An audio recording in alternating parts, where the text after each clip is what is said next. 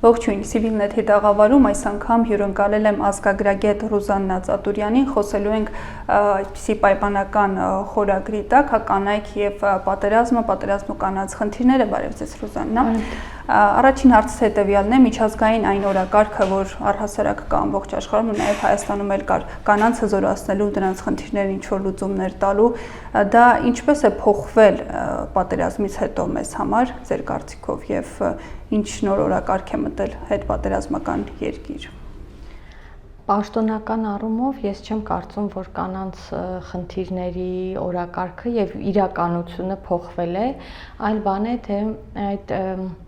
ուղերձների արդիականությունը կամ ռելևանտությունը մեր համատեքստին ինչքանով ենք մենք հիմա զգում, երբևէ չվիճարկելով կանանց խնդիրների հրատապությունը, բայց պետք է մտածել, որ պատերազմը այնուամենայնիվ մի այնպիսի աղետ էր, որ անդրադարձավ հասարակության բոլոր խմբերին եւ իր ավերումը բերեց բոլոր խմբերի համար, բայց այդ խնդիրների քննումը գենդերային տեսանկյունից շատ կարևոր է, այսինքն մենք պետք է հասկանանք տղամարդկանց համար ինչ խնդիրներ առաջացրեց, կանանց համար ինչ խնդիրներ, երեխաների, տարեցների, այսինքն երբ որ մենք խոսում ենք կանանց օրակարգի մասին, մենք անպայմանորեն դա պիտի դիտենք ժամանակակից միջազգային քաղաքականության եւ բառամթերքում դա գենդերային քաղաքականություն է, իսկ գենդերային քաղաքականությունը միայն չի նշանակում կանանց հարցերի քննում, այլ նշանակում է հասարակությունում կանանց եւ տղամարդկանց համար հավասար իրավունքներ եւ հավասար հնարավորությունների հաստատելու ուղղությամբ տարբեր գործողությունների ծրագիր։ Սովորաբար կանայք այս գործողությունում համարվում են ամենախոցելի խումբը եւ նրանց ուղղված ծրագրերը ավելի շատ են լինում եւ նրանց հզորացնելու, ձայն տալու, ամրացնելու, այսպես ավելի տեսանելի դարձնելու քաղաքականություններին ենք մենք առնչվում, որտեղ համարվում է, որ տղամարդիկ սովորաբար ընդգրկված են որոշումների ընդունման հարթակներում եւ պատերազմական իրավիճակում եւս այդպիսի մի պատկերավոր խոսք կար, երբ որ ասում են պատերազմը հրահրում են տղամարդիկ, հետևանքները կրում են կանայք։ Այսինքն այս իմաստով եւս որպես որոշումների ընդունման հարթակ կանայք էլի դառնում են, քանի որ որոշումների ընդունման մեջ ներգրավված չեն, խաղաղության կամ պատերազմելու բանակցություններում եւ խոսակցություններում կանանց ձայնը գոյություն չունի ուղակի, այս իմաստով կանայք դառնում են պատերազմի հետևանքների կրող ամենախոցելի խմբերից էլի։ Ուզում եմ խոսենք նաև պատերազմում կանանց դերի մասին, այլ ֆիզիկական, հոգեբանական, ինչ ճակերտավոր ասած առաջադրանքներ են իրենք կատարել։ Այմա մենք կխոսենք եւ ինձ կթվա մենք խտրական եղանք էլի, որովհետեւ պատերազմի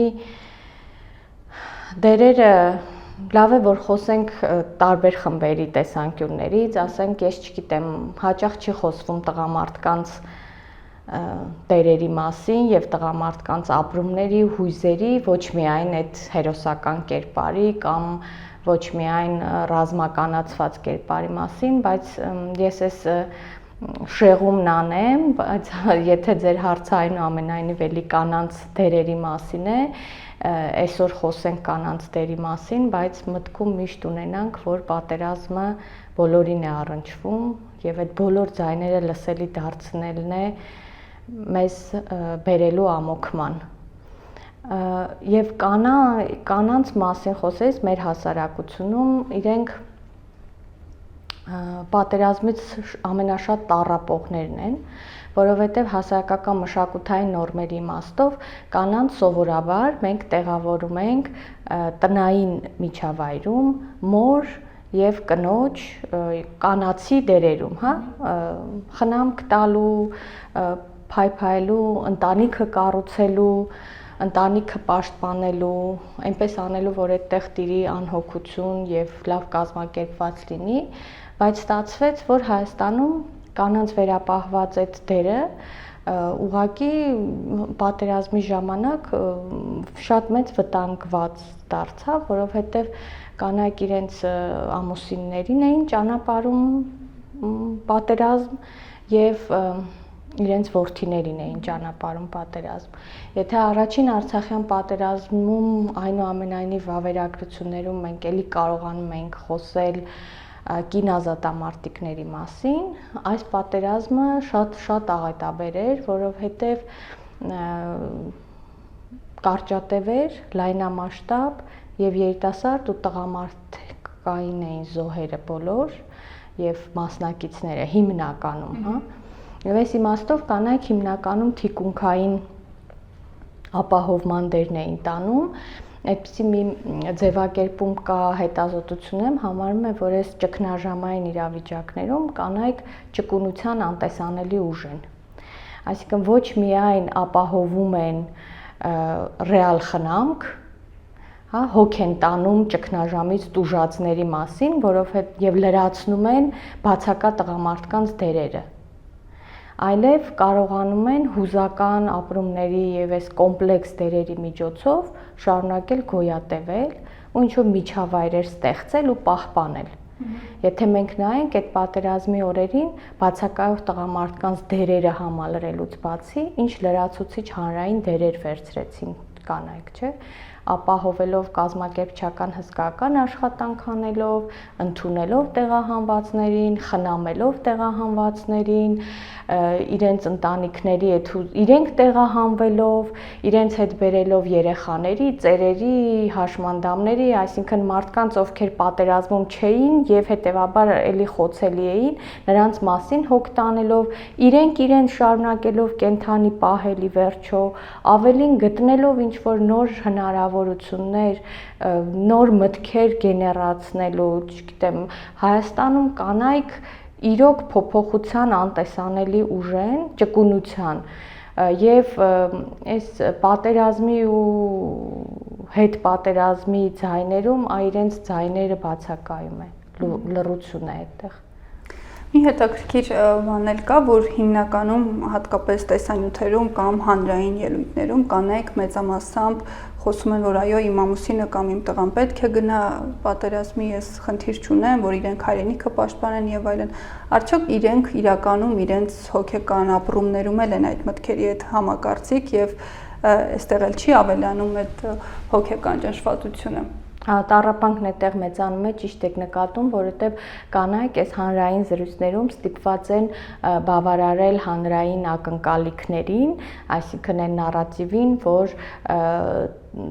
պատերազմին մասնակցությունը դա պարտականություն է եւ տղամարդկանց պարտականությունն է, բայց մյուս կողմից ես հետևում էի այդ հարյուրավոր զրույցների, մեդիա նյութերի, որտեղ տենց նրբորեն մեկ էլ մի կետ լինում էր, որ կնոջ իր տղամարդկանց պաշտպանելու ձայնը լսվում էր, ասում էր, ասեցի էլ մի գնա, բայց չլսեց ինձ, ասեցի էլ սպասի, այսինքն այդ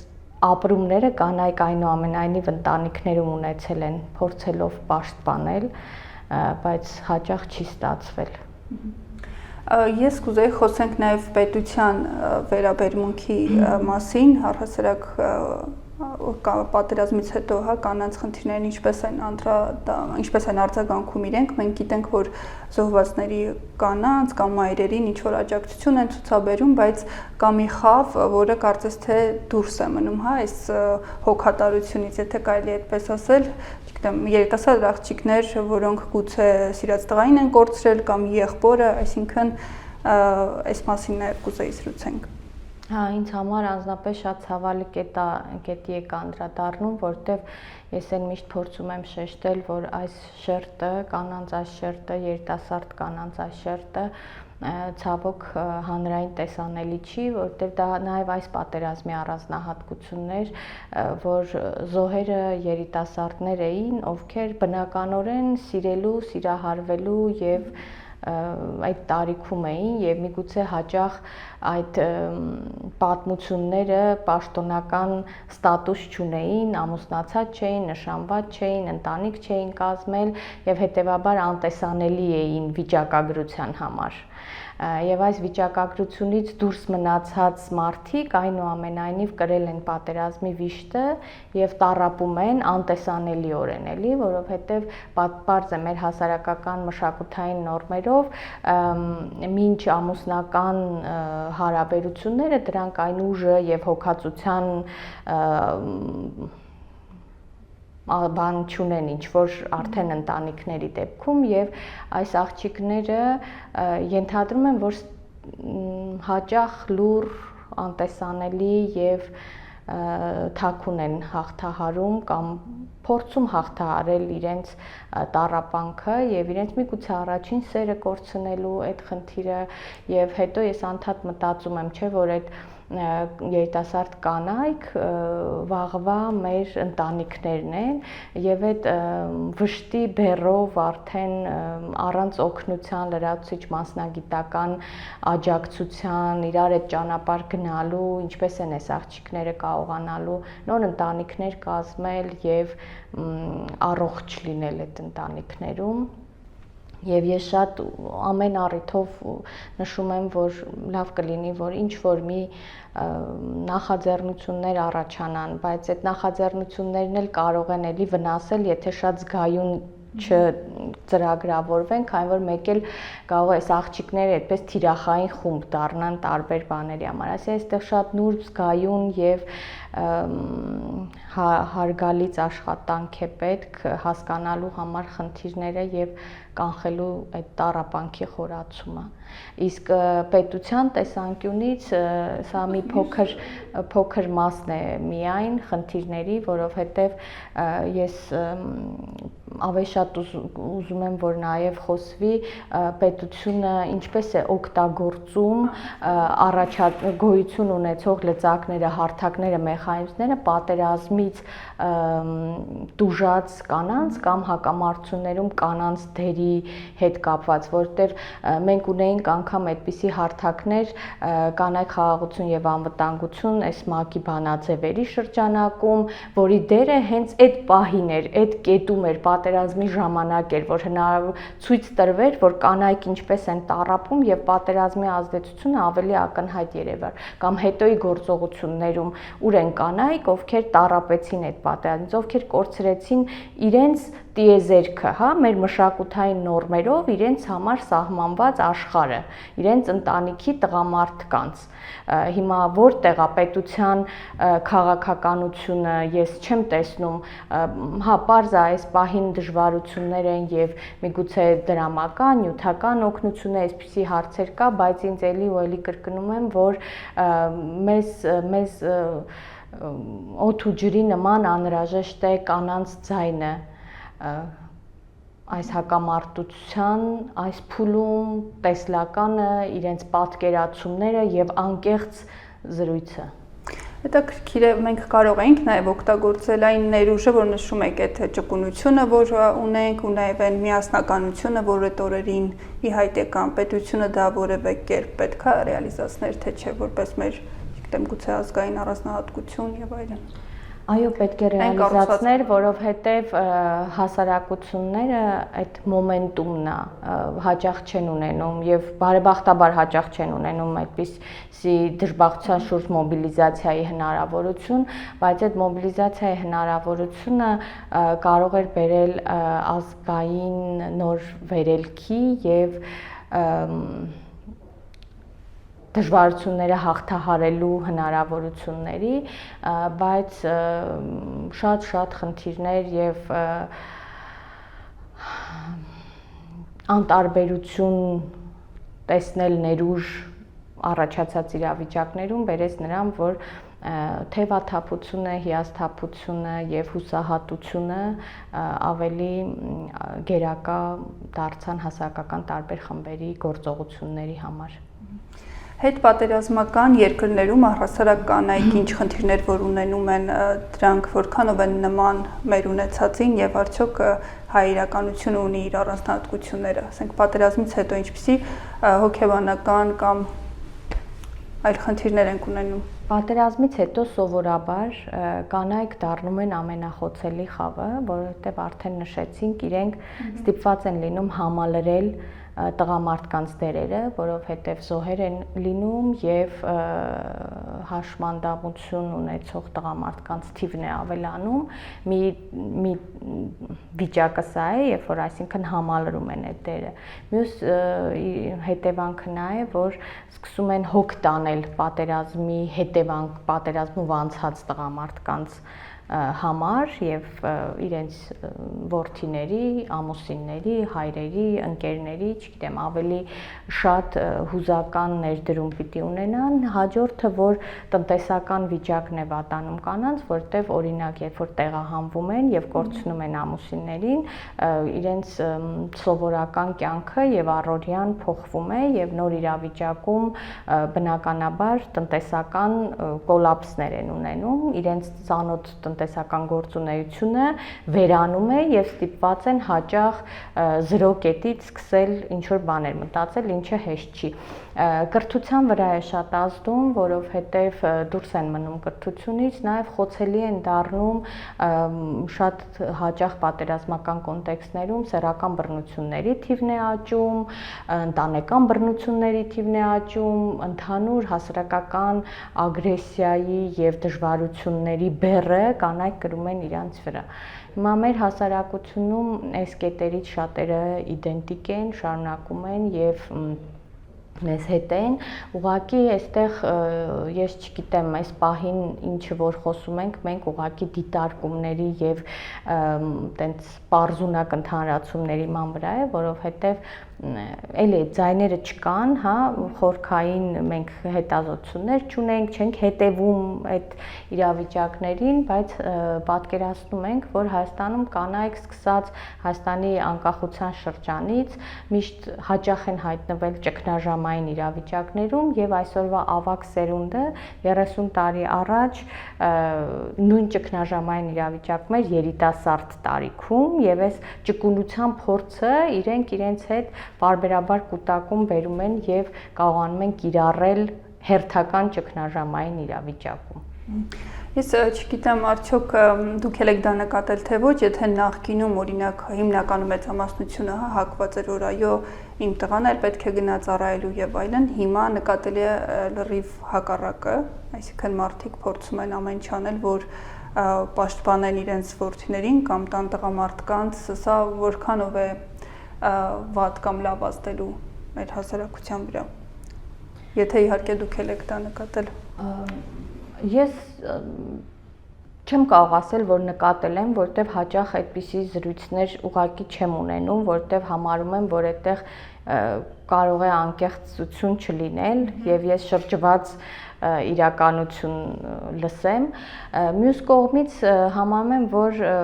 մարդկային բնական ցանկությունը վտանգից պաշտպանվելը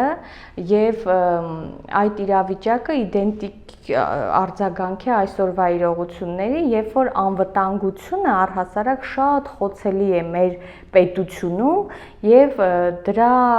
մասին խոսակցություններ չկան, այսինքն պետությունը չի ստանձնում այդ անվտանգությունն ապահովողի պատասխանատվությունը եւ կոնկրետ չի ասում, որ այ այս գործողությամբ, այն մյուսով, այս պլանով, այս ծրագրով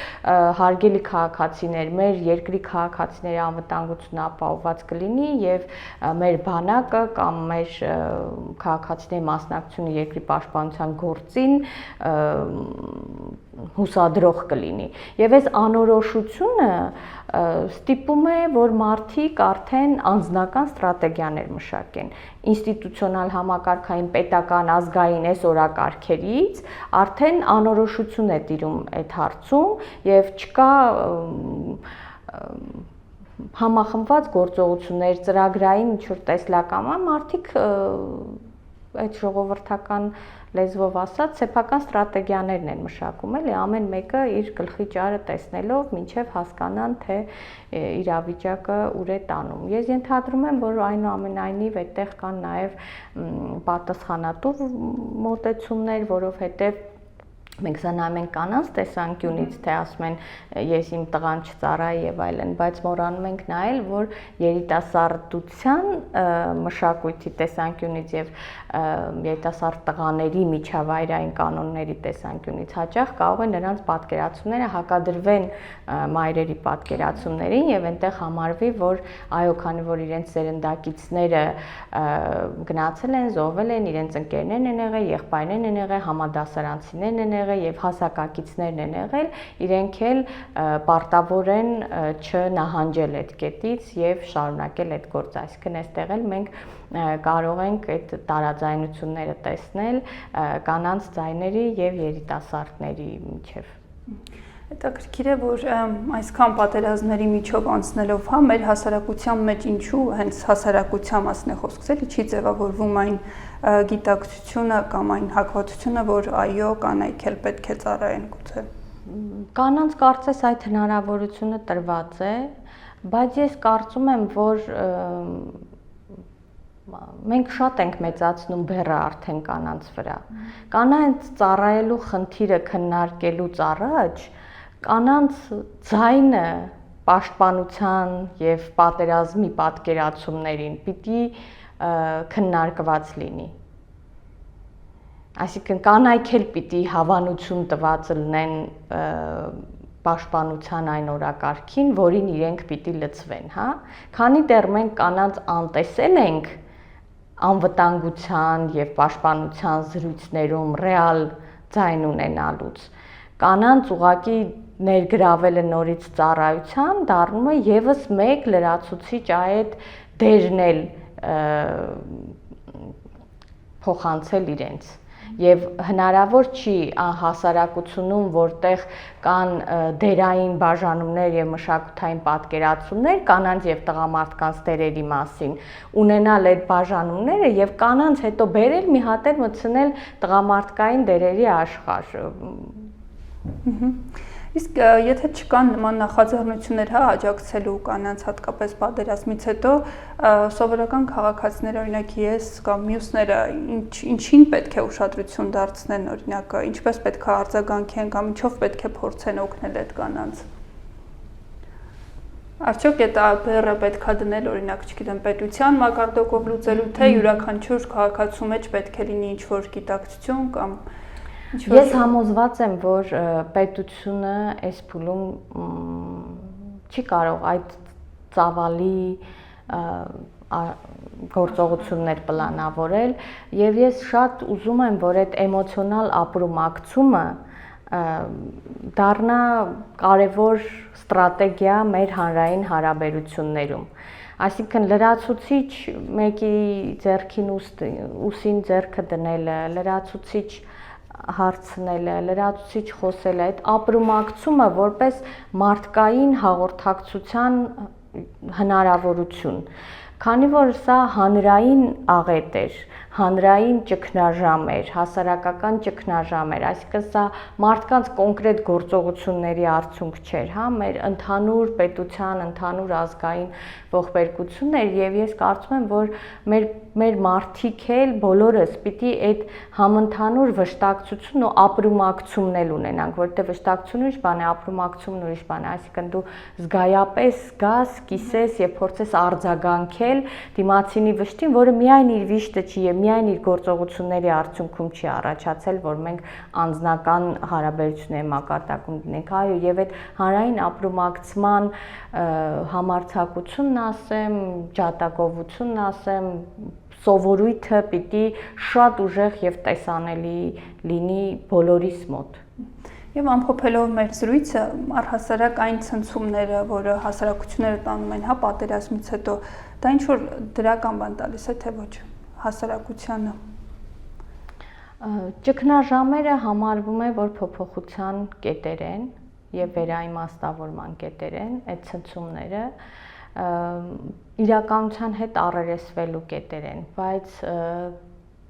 այստեղ էլ կախված է, թե այդ հասարակություններում ինչ տեսակ մանիպուլյացիաներ են ընթանում եւ իմաստային ինչ ուղղություններով է տարվում այդ քննարկումները, որովհետև անհատապես մարդիկ հաստատ առերեսվում են այդ ճգնաժամերի հետ եւ ունենում են որևէ դիրքորոշում, որևէ բան իրենց կյանքում փոխում են նորովի պատկերացումներով, տեղահանվածները մի ձևով, պատերազմը վերապրածները մի ձևով, դայում են իրադարձություններին կյանքը պլանավորելուն այլ հարթությունում, օրինակ շատ եմ լսել տեղահանվածների տունը տեղը կորցրածների զրույցներում, որ իրենք մի կետով բոլորն ասում էին 40 տարվա դրածս տունը մի րոպեում վերացավ։ Եվ ասում եմ, հիմա ես չգիտեմ, որ էլի երբևէ տուն ունենամ, ես արդյոք իմաստ կտեսնեմ այդ մեր մշակութային պատկերացումը այդ տուն տեղ դնելու երևույթի մեջ կամ համարում են ասում են այ գնաց պատերազմ այդ մի պահին ինչ ճգնաժամ էր բոլորիս մոտ ու վերաիմաստավորում ես քո անցած կյանքի պրակտիկաները, ասում ես արժեր սա այսպես անել, սրան ես ուշադրություն դարձնել, վերաիմաստավորում է տեղում։ Անհատական մակարդակում պատերազմին առերեսված բոլոր մարդկանց մոտ ես համոզված եմ, որ այդ վերաքննությունը եղել է։ Այլ բան, որ հասարակական իմաստով այդ restart-ը, setting-ը արդյոք տեղի ունեցել է, թե չի ունեցել, ես չեմ տեսնում, որ տեղի է ունեցել, որտեղ ընդհանրապես ինձ թվում է, որ պատերազմի եւ դրա հետևանքների աղետալիության մասին պետության եւ քաղաքականության մակարդակում խոսակցությունները այդքան ուժգին չեն, որ հասարակական մոբիլիզացիայի եւ նորովի վերաիմաստավորման հնարավորություն տան։ Դրանք կարծես տենց մի թեթև էլի խոսքի արանքում, ասեն ձեզ հայտնի իրադարձությունների արդյունքում, ո՞րն են այդ հայտնի իրադարձությունները։ Պետք է ասել, պատերազմում Հայաստանի պարտության այսքան զոհեր ունենալու, կործանվելու, մեր վիճակը վատթարանալու, ինչ քայլեր, այսինքն սրանք էլ հասարակական մոբիլիզացիա եւ վերաքննության բան են։ Իմ մոտ տպավորություն է, որ ուղղակի մեր պետական զարգացման ծրագրերը, տեսլականները ուղղակի այդ պատերազմի ժամանակահատվածով ընդհատվել են, հետո նորից նույն ձևի շարունակվում են։ Որևէ ոլորտային վերափոխման, վերահարմարեցման, պատերազմի իրողությունները հաշվառման քաղաքականությունում ես փոփոխությունների այդքան շատ ականատես չեմ եղել եւ կարծում եմ, որ քաղաքականության իմաստով խնդիրը դրված չի պատերազմի վերաիմաստավորման եւ նոր ստրատեգիաների փոփոխության։ Շնորհակալ եմ։ Հիշեցնեմ, ես զրուցում եի ազգագրագետ Ռուզաննա Ծատուրյանի հետ։ Հաջողություն։